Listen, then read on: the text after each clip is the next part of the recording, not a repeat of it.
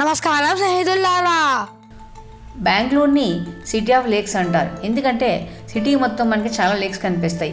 ఈ లేక్స్ దగ్గరికి ఎక్కువగా జనాలు వాకింగ్ చేయడానికి, జాగింగ్ చేయడానికి వస్తూ ఉంటారు. ఈ లేక్స్ దగ్గర మనకి చాలా రకాల పక్షులు కనిపిస్తూ ఉంటాయి.